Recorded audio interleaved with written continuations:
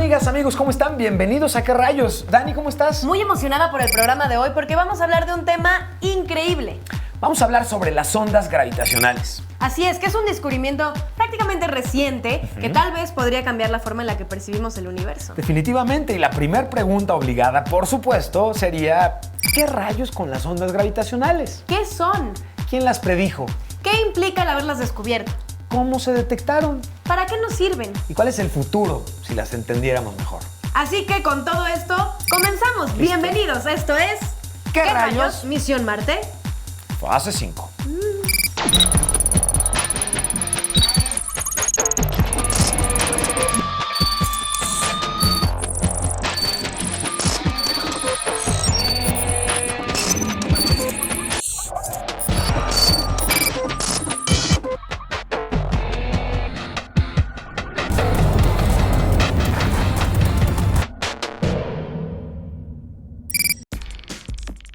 La existencia de las ondas gravitacionales se propuso hace más de un siglo.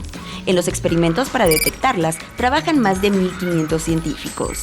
Se espera que se puedan detectar ondas que ocasionen distorsiones del tamaño de la millonésima parte de un átomo de hidrógeno. Se cree que en el universo 2 agujeros negros chocan cada 15 segundos. La primera detección de ondas gravitacionales se realizó en el año 2015.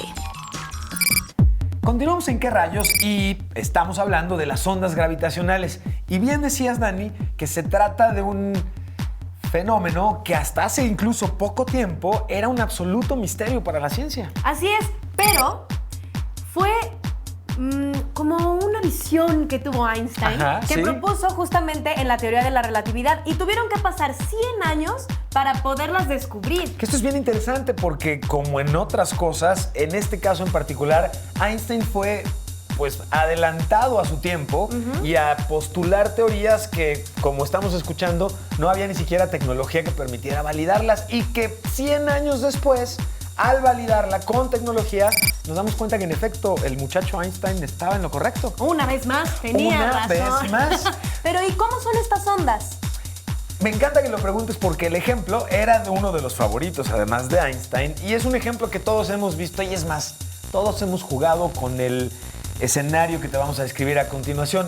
Si ubicas un lago y en este lago no hay nada de viento, prácticamente puedes imaginar una superficie como espejo. Completamente plana, exactamente.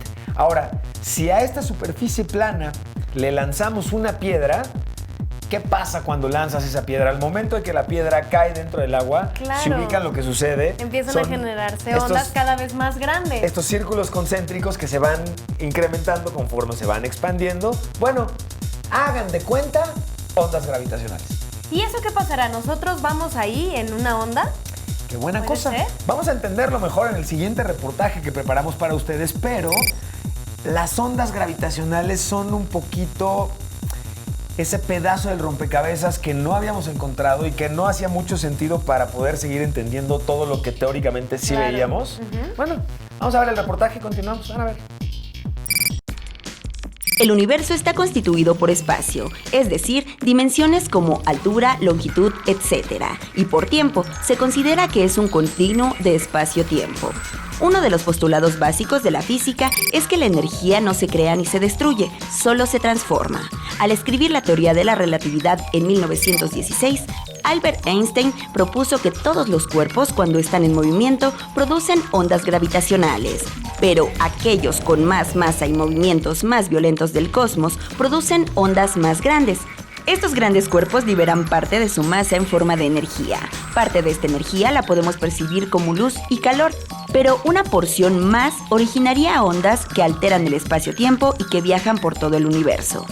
Las ondas gravitacionales deforman el tiempo y el espacio. Teóricamente viajan a la velocidad de la luz, pueden modificar la distancia entre cuerpos espaciales como los planetas, y sus efectos son más intensos en las proximidades de la fuente. Estos efectos se traducen como deformaciones en el espacio, al igual que aceleraciones o desaceleraciones del tiempo. Las ondas gravitacionales tienen su origen en cuerpos estelares muy grandes. Se producen cuando hay explosiones estelares que ocasionan supernovas, por las parejas de estrellas de neutrones, así como por la fusión de agujeros negros, que es la fuente más potente de estas ondas que existe. El problema es que estos eventos no son muy frecuentes y suceden a millones de años luz del sistema solar. Cuando llegan a nuestro alrededor, suelen ser muy débiles, por lo que se requiere que los instrumentos encargados de detectarlas sean altamente sensibles. El diseñar estos instrumentos ha sido uno de los retos tecnológicos y científicos más grandes a los que se ha enfrentado la humanidad.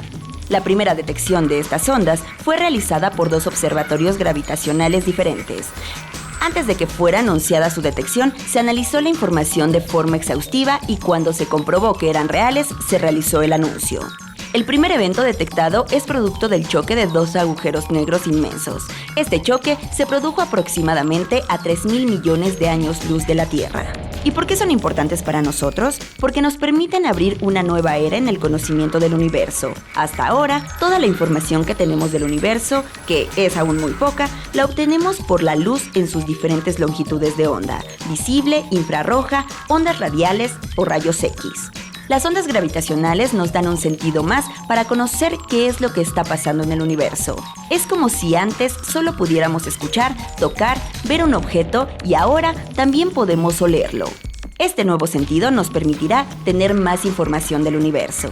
La intensidad y la frecuencia de las ondas gravitacionales permitirá reconstruir los hechos que los originan, si fueron producidas por una estrella o un agujero negro.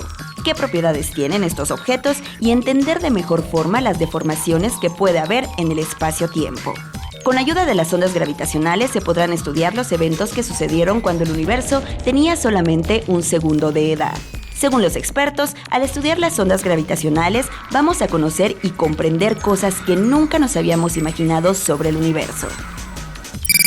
Si les gustan los gadgets, como nos gustan a nosotros, este que les vamos a presumir, yo creo que debe ser como el papá de todos los gadgets. Por supuesto, esto fue lo que ayudó a que descubriéramos las ondas gravitacionales. Cuéntanos. Exactamente, se trata de un equipo que se llama LIGO, o LIGO leído estrictamente en español, y es un equipo que fue creado entre varias universidades, la Universidad de Caltech, el MIT y en general la comunidad científica que ha participado en su construcción y en su operación. Es enorme, tiene 2 detectores láser en forma de L.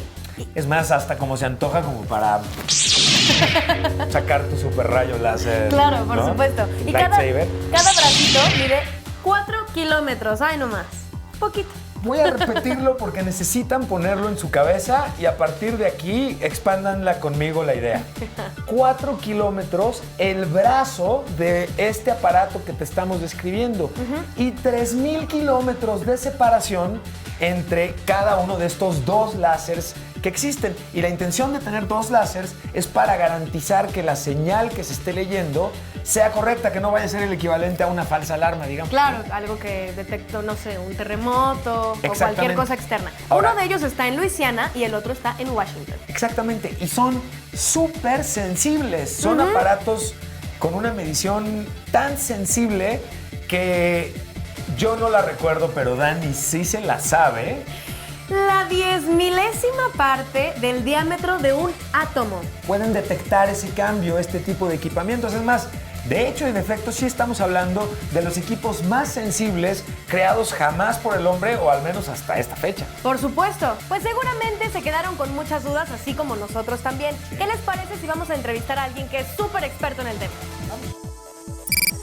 Y como siempre, la oportunidad de platicar con un experto, con alguien que entiende a fondo el tema, nos encanta por la oportunidad de confirmar la información que te hemos estado compartiendo y que nos interesa que sea lo más veraz posible. Así es. ¿Qué tal? Hola, gracias por el tiempo y por la oportunidad de platicar con las amigas y amigos de ¿Qué rayos? Y si nos lo permite, vámonos a la primer pregunta, pero de volada. ¿Qué tan difícil fue detectar las ondas gravitacionales? Detectar las ondas gravitacionales ha sido uno de los mayores retos de la humanidad. Tardamos nada más ni nada menos que casi 100 años desde que Einstein propuso su posible existencia en 1916 hasta 2015, que finalmente la humanidad logró estar totalmente segura que existen las ondas gravitacionales. Esto se debió a unos experimentos sumamente costosos y difíciles de realizar en Estados Unidos, y para que se den cuenta tuvieron que tener una sensibilidad, tuvieron que lograr observar un movimiento 10,000 veces más chico que un protón. Que esto es la partícula que está en el núcleo de cada átomo que ustedes tienen adentro de su cuerpo. Bueno, y con ello se comprobó un componente más de la teoría de la relatividad. ¿Qué sigue al respecto? Einstein formuló dos grandes teorías. Una fue la relatividad especial, la que dice que nada se puede mover más rápido que la luz. Y 15 años después postuló la de la relatividad general, en la cual dice que cosas muy densas deforman el espacio que hay a su alrededor. Las ondas gravitacionales son una consecuencia de estas deformaciones. Así como cuando ustedes pegan en el agua y se hacen estas onditas que se van transmitiendo, de igual modo sucede en nuestro universo. Si hay algo muy denso que se está moviendo o que pega, se generan estas ondas a su alrededor.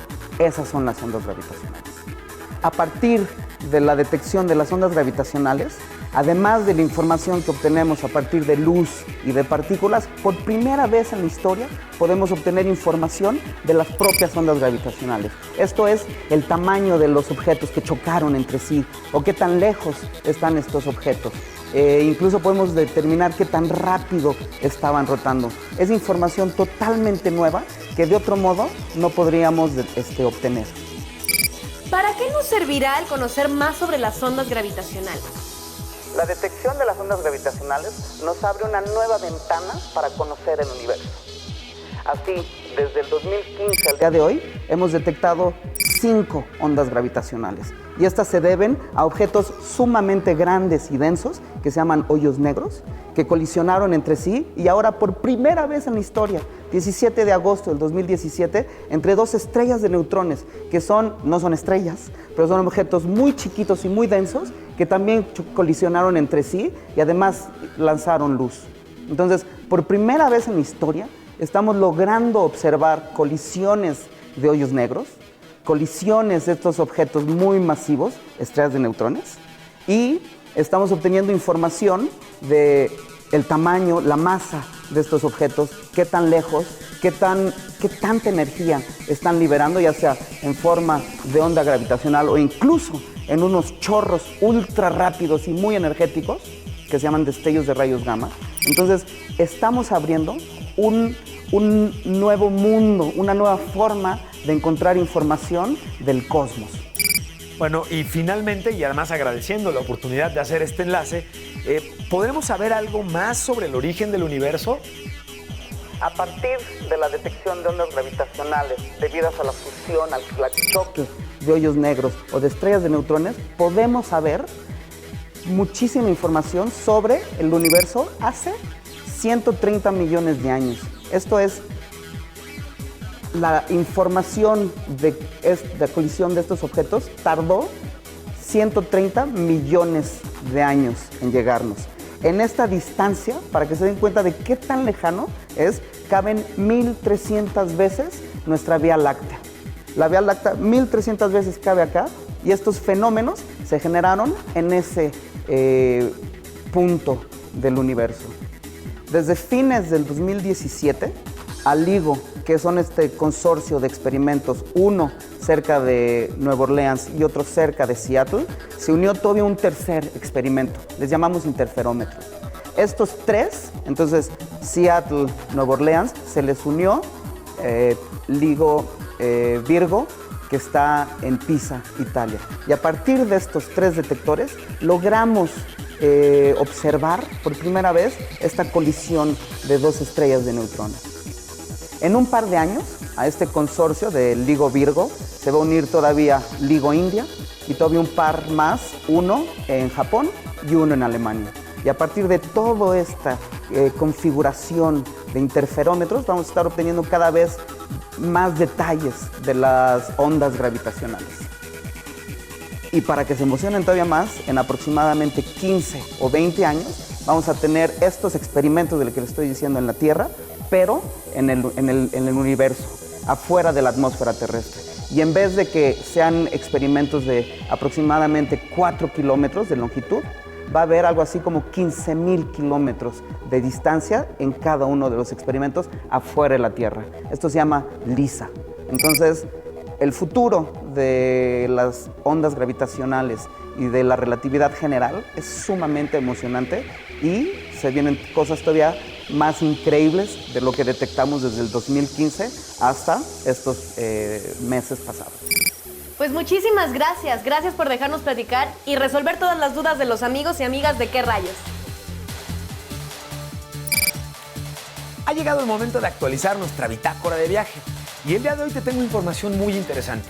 La robótica, como lo hemos incluso comentado ya en distintos capítulos aquí en ¿Qué rayos?, es una de las herramientas más importantes que vamos a tener los humanos cuando estemos colonizando otros planetas.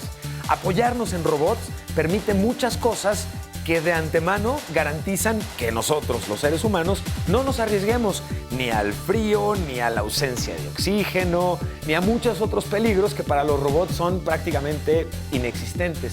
Y en este caso, la Agencia Espacial Alemana, la DLR, anunció a un nuevo compañero de viaje para los astronautas. Se trata de Justin, y Justin es un robot que tiene la misión de fungir como un chalán. Me refiero al apoyo en términos del uso de herramientas y operación de ciertas herramientas que van a asistir a los astronautas cuando estén haciendo misiones que requieran salir un poco del lugar en donde se encuentran dentro de un planeta en particular, explorar, recuperar, operar y enviar información a la Tierra para su investigación. Así que si les parece bien, mientras Justin termina de configurarse, vamos a un corte. Esto es ¿Qué rayos? Continuamos.